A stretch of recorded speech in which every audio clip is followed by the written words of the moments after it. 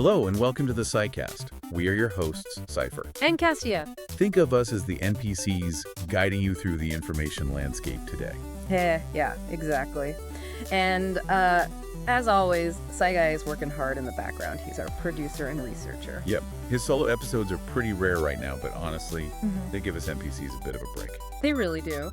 And to you, our audience, thank you so much for joining us on this deep dive. We really appreciate you tuning in.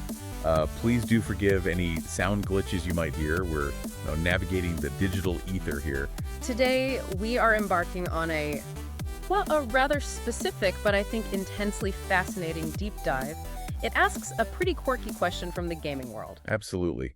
Yeah. We've got this stack of source material here comparing two really beloved canine companions from totally different games. Right, we're talking Crithto the Prennig from World of Warcraft. And Scratch the Dog from Baldur's Gate 3. So our mission today is to perform a real mechanics and lore-driven analysis based on these sources. Yep, the goal.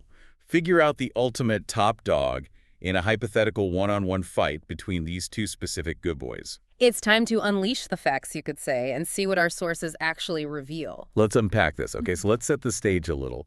Sometimes the most epic confrontations in gaming, they don't involve dragons or gods. Sometimes they come from, well, unexpected fluffy places. Yeah, and what's really fascinating here, as the sources point out, is how this comparison forces us to bridge two fundamentally different gaming experiences. Totally. You've got World of Warcraft's dynamic real-time MMO thing. And then Baldur's Gate 3's turn-based system, which is built right on Dungeons & Dragons 5th edition rules. Very different beasts. Exactly. So it makes us look at things like power and character roles, not just within their own games, but how you might even begin to translate abilities across these huge mechanical divides. All right. How do you measure a powerful NPC when the definition of power itself is just so context-dependent between these games? Okay, so to understand who we're dealing with, let's meet them properly according to the sources. First up, the veteran. Crithto. Stormwind's legendary. Or maybe formerly legendary, Pug. Yeah. The sources say he first showed up in WoW back in patch 4.0.6. That was Cataclysm.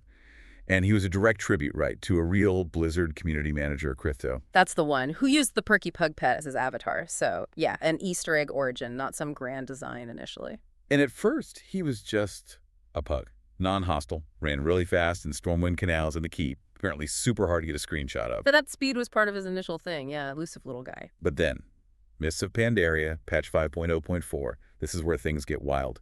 The material says he got bumped up to a level 91 elite. A level 91 elite pug, let that sink in. Right. He became this formidable creature patrolling Stormwind Keep, hallways, gardens, sometimes carrying a bone, maybe a bow or a fez. The rumors added to it. And this kicked off his quote-unquote reign of terror. The sources describe him as much harder than Gammon. Oh, wow, Gammon. Yeah, I remember him. Exactly. Reports from back then said Crithto could one-shot level 85 players. Even level 90s had serious trouble. So tough that people joked he was a demon in disguise.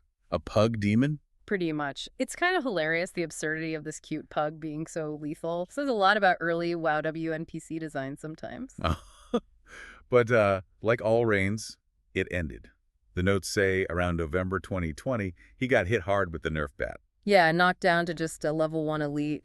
Only 600 hit points. Oof. Players called him defanged.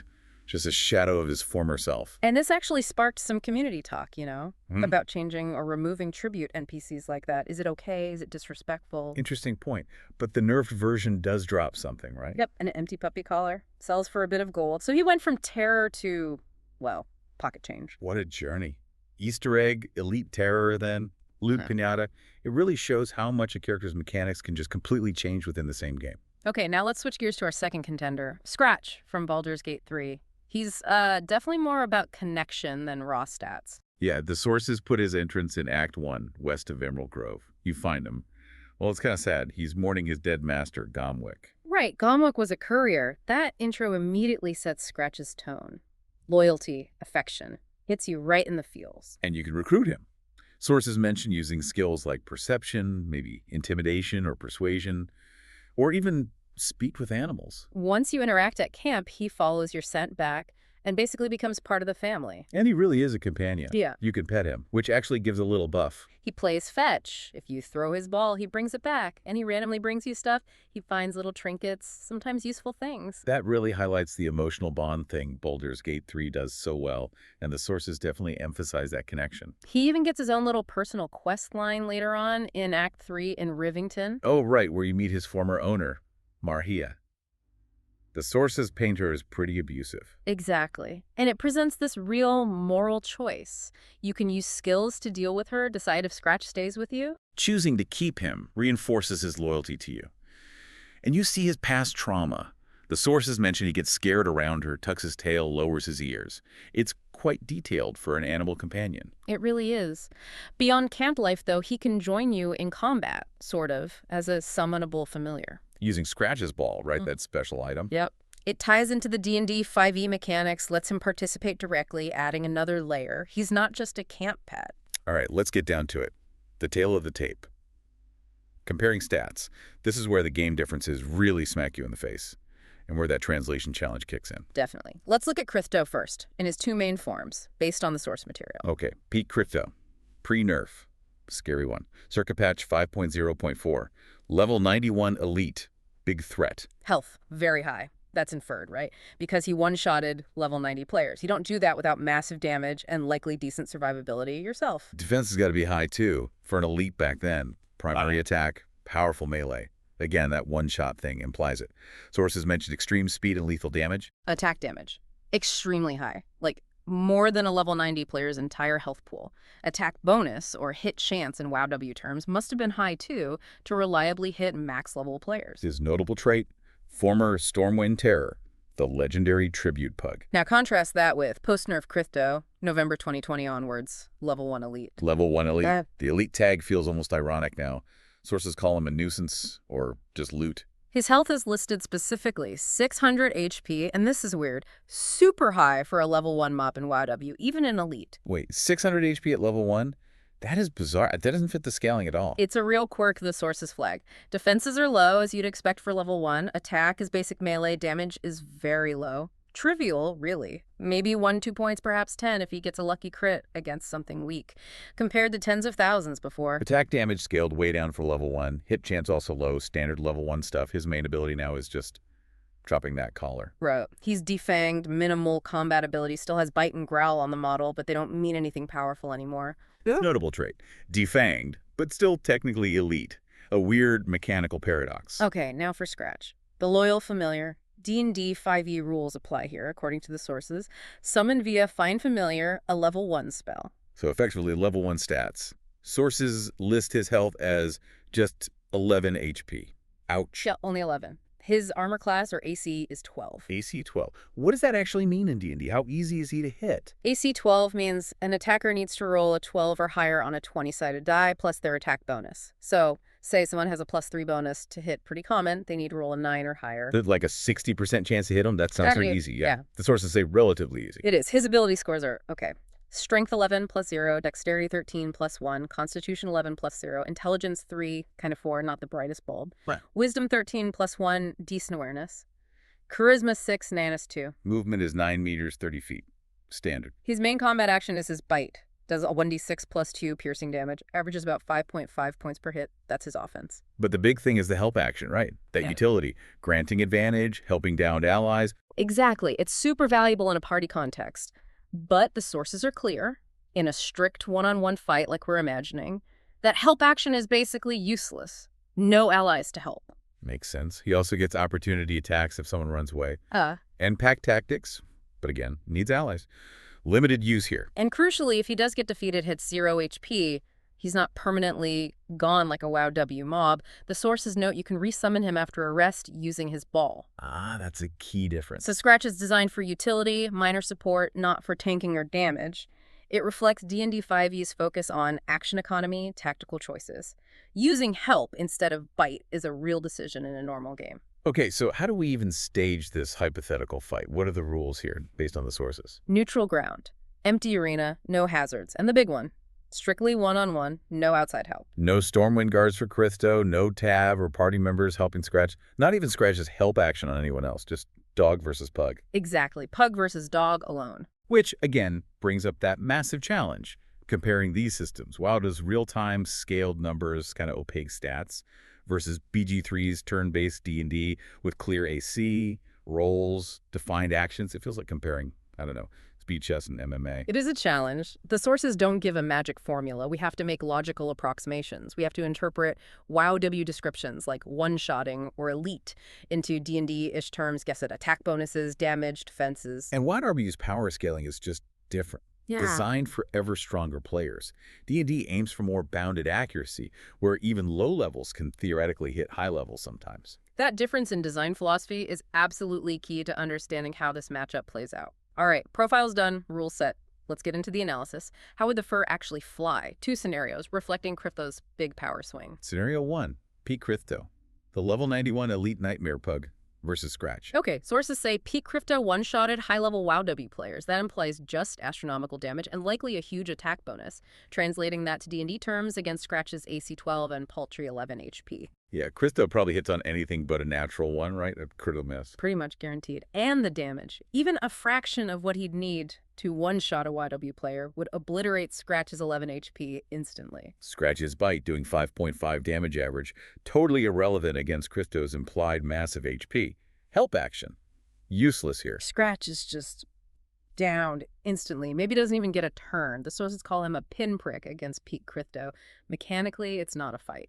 So scenario 1, unquestionable win for Peak Crithto. The sheer power scaling gap between a high-level MMO elite raid boss equivalent and a low-level D&D utility familiar is just too vast. Different worlds, different power levels entirely. Okay, now for the more interesting one, scenario 2. The nerf pug, current Crithto. Level 1 elite, but with that weird 600 HP versus Scratch. Right, the sources say nerfed Crithto is defanged, trivial damage against players, maybe just a few points per hit, 5-10 at most. But Scratch only has 11 HP, so even if Crithto's damage is low, Scratch's health is really low. So Crithto still needs to hit that AC 12. What are we guessing for his attack bonus? Maybe +3 for a level 1 elite as a baseline? Sounds reasonable based on the reduced threat description, so yeah, needs an 8 or higher on the D20 roll. Roll +3 versus AC 12. About a 60% chance to hit. Okay, so he hits more often than not. If he hits for, say, 5 damage, Scratch is down in 3 hits. Maybe 2 if he rolls better. Pretty quick. Yeah, Scratch probably goes down fairly fast if Crithto gets a few hits in. But what about Scratch hitting Crithto? Can Scratch win the damage race? Scratch averages 5.5 damage per bite. Crithto has 600 HP. So Scratch needs a care of the one, like 109 hits, 605.5. Roughly, yeah, 109 successful bites. That's a lot of biting, especially when Crithto only needs 2 or 3 hits back. And that is the deciding factor, just as the sources highlight. Nerfed Crithto's crazy, anomalous 600 HP pool. He's offensively weak, sure, defanged against players, but his survivability against Scratch's very modest damage output is huge. While Scratch, with only 11 HP, just can't take more than a couple of hits, even weak ones. Exactly. Scratch's damage output is just too low to burn through that 600 HP buffer before Crithto lands the few hits he needs. So, scenario 2. Nerfed Crithto wins. But it's a win by attrition. Not because he's tough offensively, but purely because of that bizarrely high HP stat for his level. He outlasts Scratch. It's an outcome dictated entirely by that one weird sad anomaly, yeah. Still structurally more durable than the low HP familiar. So, based on the source analysis, the verdict seems pretty clear for both scenarios, even if the second one feels a bit anticlimactic. Yeah, Peak Crithto wins instantly. Overwhelming MMO power scaling. Done. And Nursed Crithto wins slowly. By just having way more health points due to that weird 600 HP stat, it's purely an attrition victory against Scratch's low HP and modest damage. It really shows how this win is super dependent on the game design, the mechanics, how we even try to translate them. Totally. Peak Crithto is designed as a challenging outlier. Nerfed Crithto is a quirky NPC defined by that non-standard health. Scratch is designed for utility, narrative, player connection. His value isn't raw combat stats. Their success in this made-up fight is tied completely to their designed roles and the numbers within their own games, which get kind of weird when you mash them together like this. Absolutely. But regardless of who wins this stat fight, both are testaments to how much players love canine companions in games. They're both undeniably good boys, leaving totally different kinds of paw prints on gaming history. One, a bizarrely fast, terrifying pug legend. The other, a loyal, helpful, heart-stealing friend. Speaking of positively amusing, the sources had some fun facts too, right? Little trivia bits. Oh, yeah. Crithto, obviously named for the real CM Crithto. And the Perky Pug pet itself came from the looking for dungeon rewards system back then, links the person, pet, and NPC. Famous for being so fast he was hard to screenshot, and those rumored appearances with a bone, bow, or fez made finding him a whole thing. Players called his elite form part of the Alliance of Gammon, referencing that other famously tough NPC. And the speed leading to demon theories. Love that. How else could a pug move like that? The real CM Crithto apparently left Blizzard around 2015. Makes you wonder if that influenced the timing of the nerf years later. And the nerfed version dropping the empty puppy collar for gold just perfectly sums up his fall from boss to loot source. Yeah, and that nerf discussion about tribute NPCs is interesting. Preserve the legacy challenge or make them accessible. The sources also mentioned the Dark Moon Rabbit as another example of cute but deadly, and wow, 174 million HP. Homage to Monty Python. Wow. Yep. Deceptive appearances. And for Scratch, sources confirm his first owner was Gomwick the Courier, whose death leads you to him. Summon via Scratch's ball, that special Find Familiar variant. And if you lose the ball, he brings a spare back to camp. Such a good, resourceful boy. His unique help animation for reviving allies. Players call it kisses. Such a charming detail. Plus, Scratch's sniff, that passive perception thing, helping you find hidden loot, traps, enemies. Super useful. And he plays fetch, even with explosives, which sounds hilariously dangerous and strategically interesting according to the material. Sources also mention he can get aggressive with other camp members depending on choices, adds a layer. He's not just passively good. And that whole Act 3 quest with Marhaya, the abusive ex-owner, it's a big moral beat. Seeing Scratch react with actual fear-tucked tail, ears down, really drives home his backstory and the developer care. Yeah, all these little details make characters like Scratch memorable way beyond just stats or how they do in a weird hypothetical fight. It makes you consider how different game designs define power. For Crithto, originally, it was raw combat numbers scaled against players. Whereas Scratch's power is more in his utility, his companionship, the narrative weight, that emotional connection he builds. Right, so why do we get so attached to characters sometimes, completely separate from their stats or how they perform in some theoretical showdown? Yeah. What makes a character truly impactful? Definitely something to think about long after the analysis is done. Remember, you're awesome. Never let the world tell you otherwise. Stay safe. Stay sane.